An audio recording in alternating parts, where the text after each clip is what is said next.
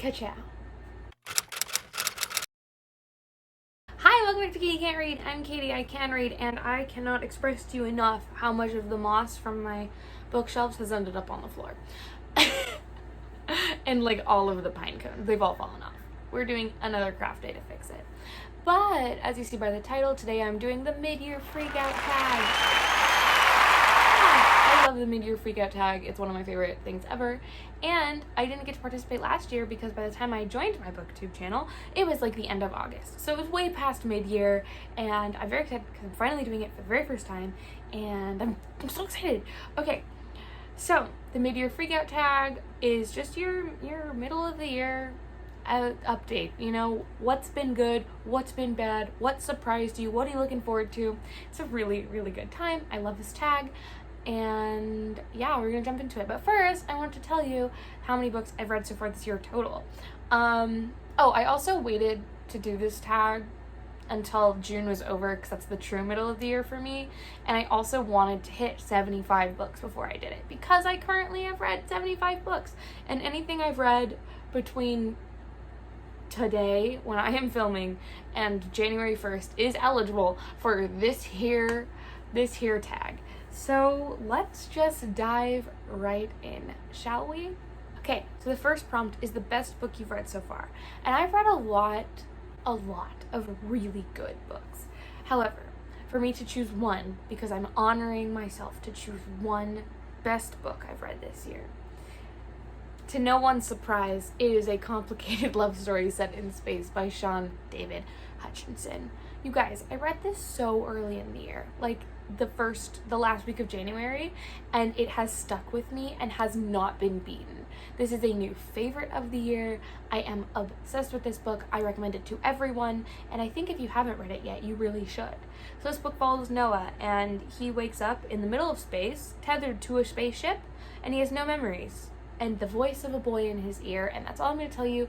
It is a sci-fi, it is a mystery, it's a little bit of a love story, but not too much. It's kind of like the greatest book I've ever read. It twists and turns in ways I never thought possible, and I genuinely screamed when I read this book and gasped, and it was incredible. So if you haven't read it yet, even though I've nagged for 6 months now, you need to go read it. I had to buy it in physical because I loved it so much. I was on Goodreads this morning, and it was put on a Goodreads list of best sci-fi books of the year so far. So go read it. Go read it. Go love it. Go love it as much as I have. It is. Thank you. Well, the next question is the best sequel I've read this year, and I had to narrow it down to 2. I was going to be like, I'm going to do one for each, and then I was like, no, there's 2 for this. So the 2 I'm going to talk about, the first one is Flash Fire by TJ Klune.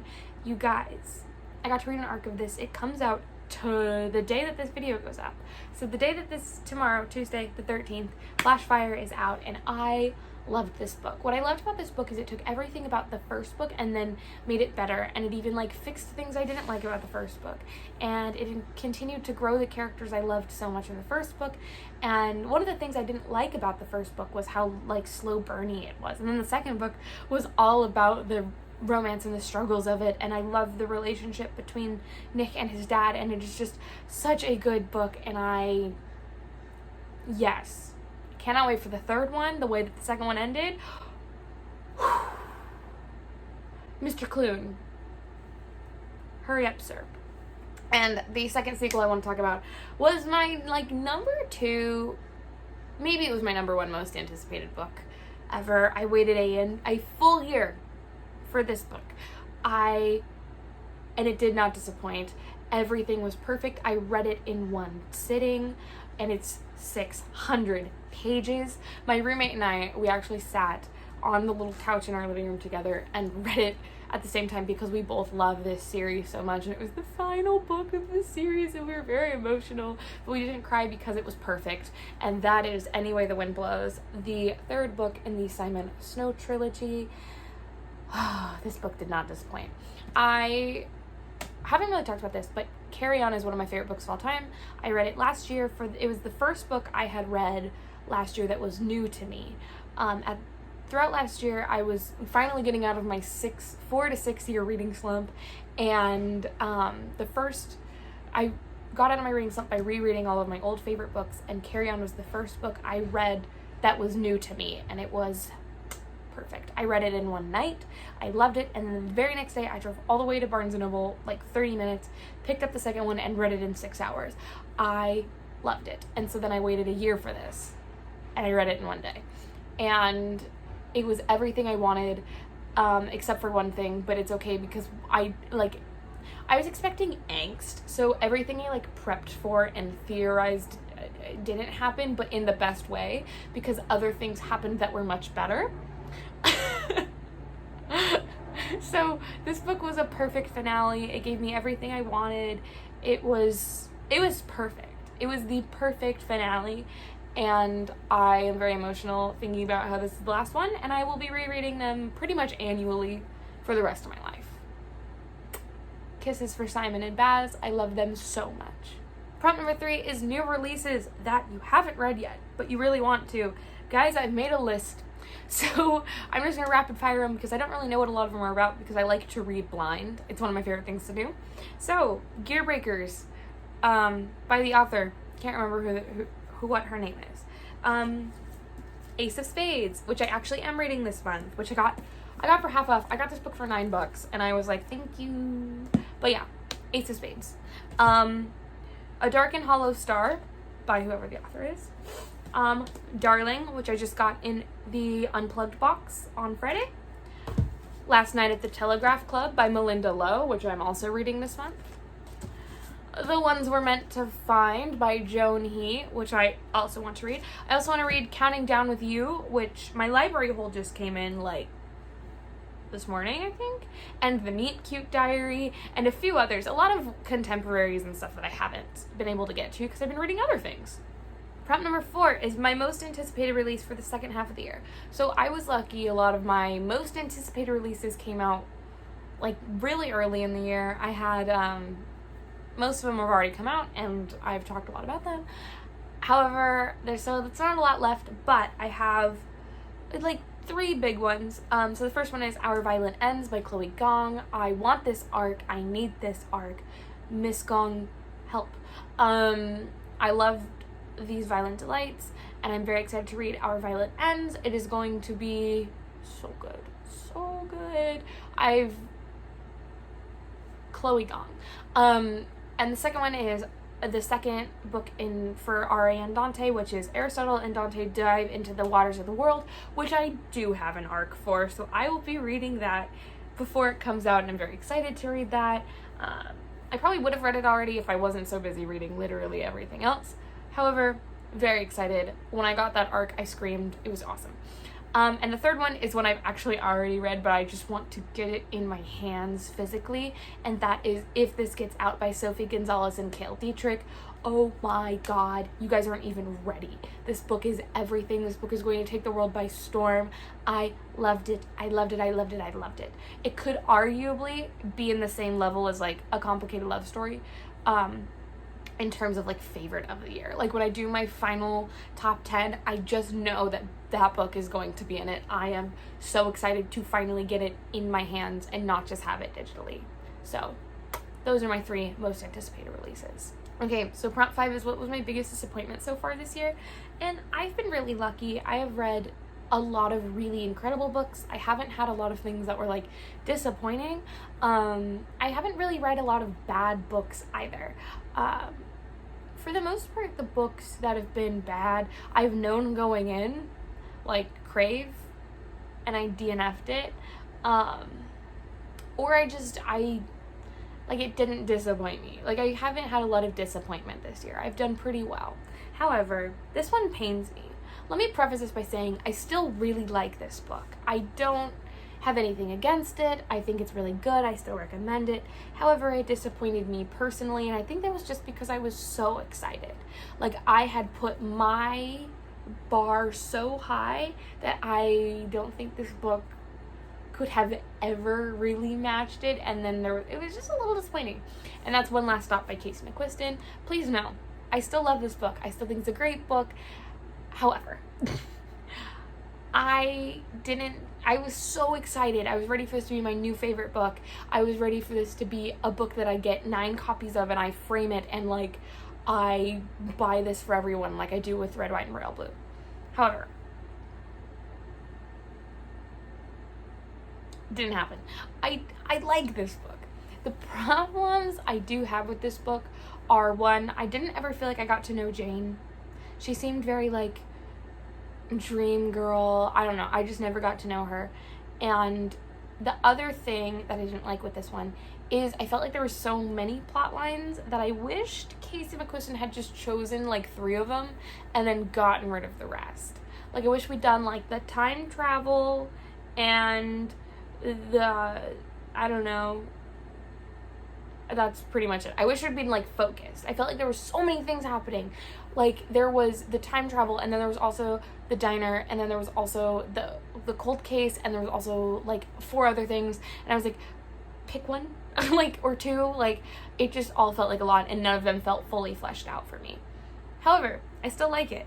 I'm still gonna reread it, but it's just not my favorite, and it disappointed me in that regard. Okay, so prompt 6 is your biggest surprise.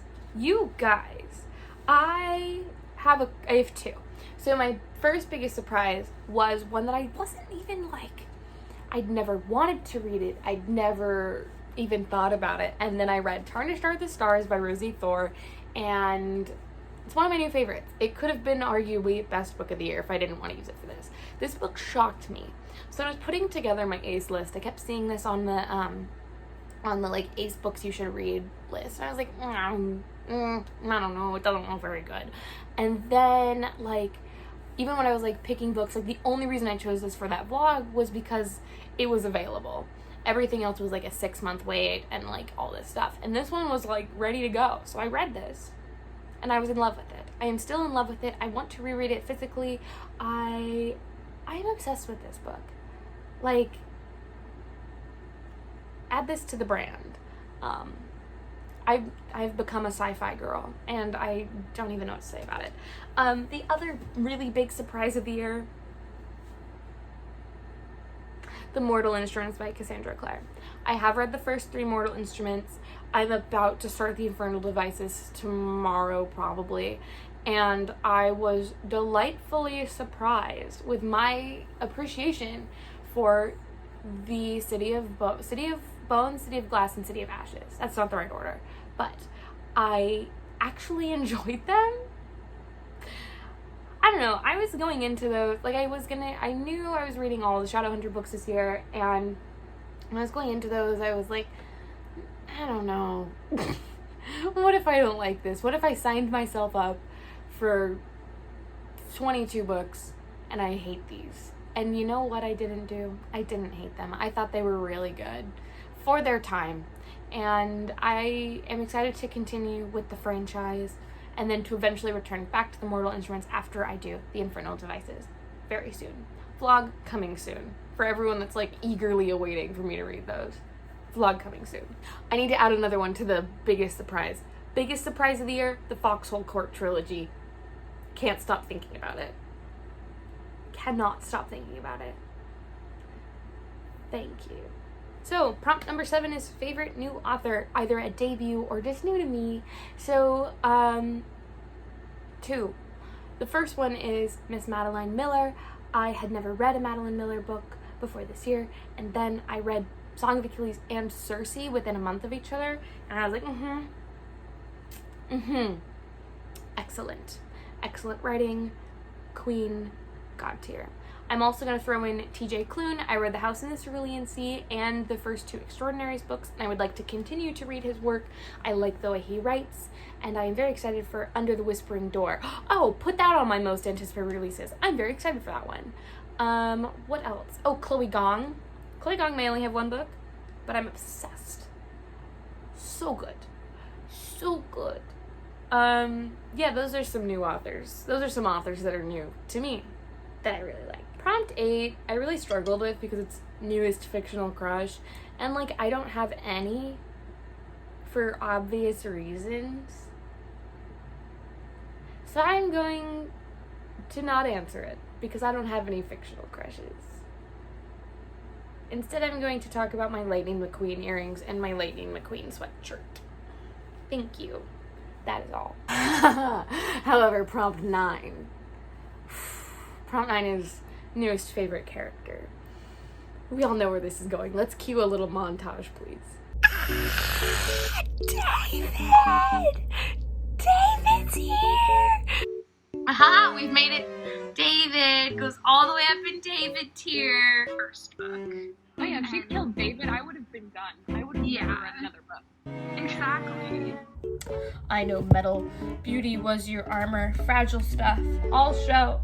But what's inside you? That's steel. It's brave and unbreakable and it doesn't need fix. Top tier, we have David tier. David tier is for David Caustic. David Caustic is the best character in the Grishaverse, and I love him. And I have always loved him since forever and ever and ever. And if you don't believe me, go rewatch all of the Grishaverse live shows, and I talk about him in all of them for at least 5 minutes. This one says David. So, I read Shadow and Bone trilogy for the first time last year, and King of Scars, and I always appreciated Mr. David Caustic. Like, I did really like him, but like he wasn't my favorite until the Grishaverse read-along.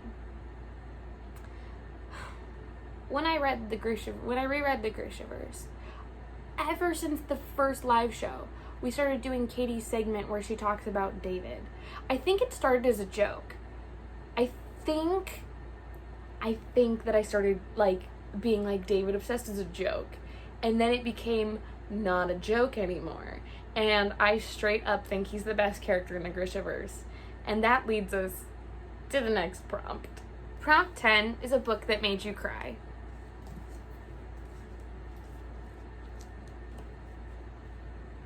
No, no, no, no.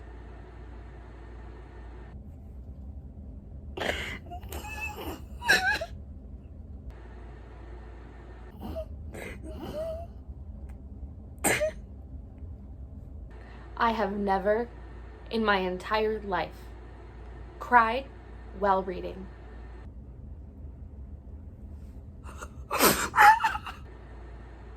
Until this book.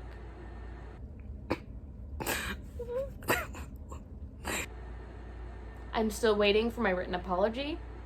I have posted a fix-it fic on Archive of Our Own. I fixed it.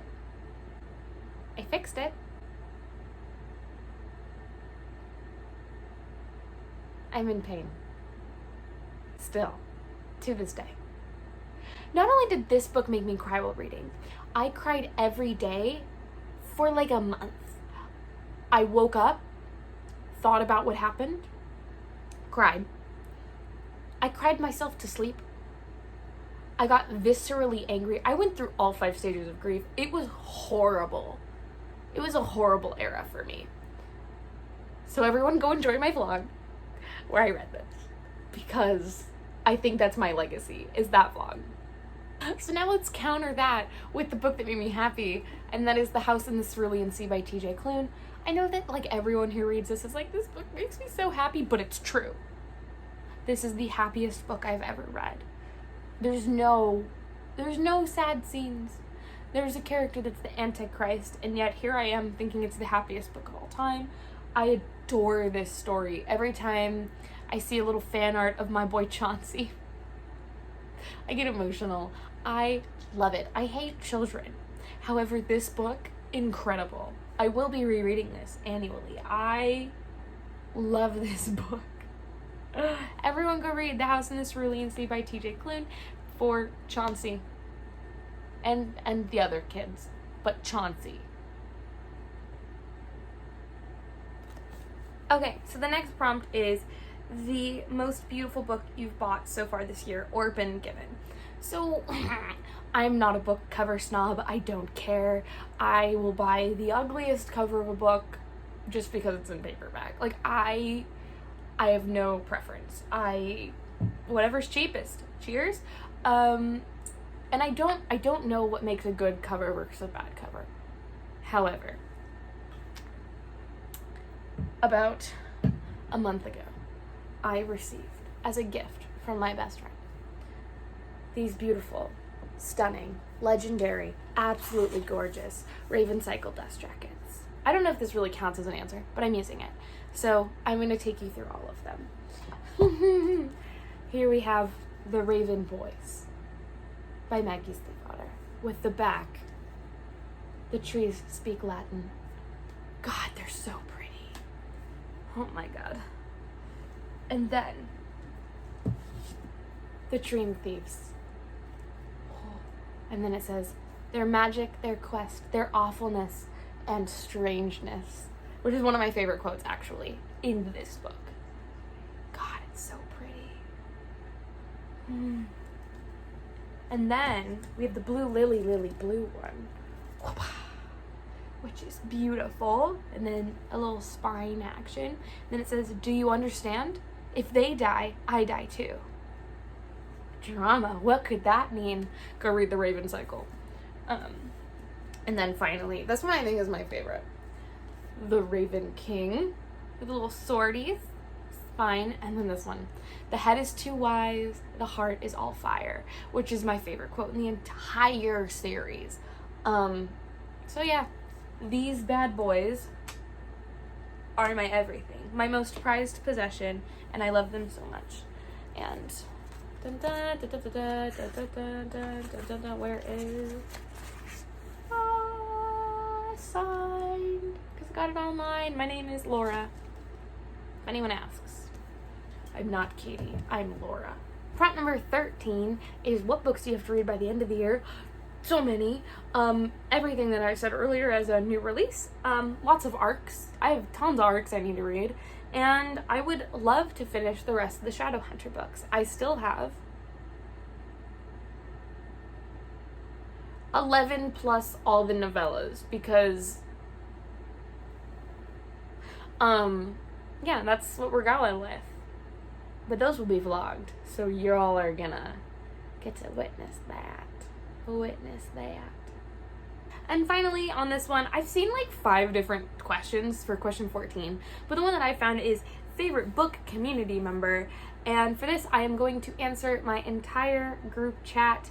Y'all know who you are. I love them so much. A lot of them have slowly started to leave the book community, but it is the mid-year, so they have been around for the most of the year, and I love them so much. And also the ladies of the Grishaverse Read-Along. Love them so much. I miss the Grishaverse Read-Along every day. That was so much fun. As well as Elise, who is co-hosting the Alice Oseman Read-Along with me right now, and we are having a blast. I love to hang out with her. And just about everyone else that has ever messaged me. I love all of you. I love the entire book community. But they're my favorite. I'm just kidding. I'm joking. Anyway, thank you so much for watching. Please make sure to like, subscribe, comment down below your answers to the questions. How you feel about my answers to the questions. Thank you for watching. I will see you in the next chapter.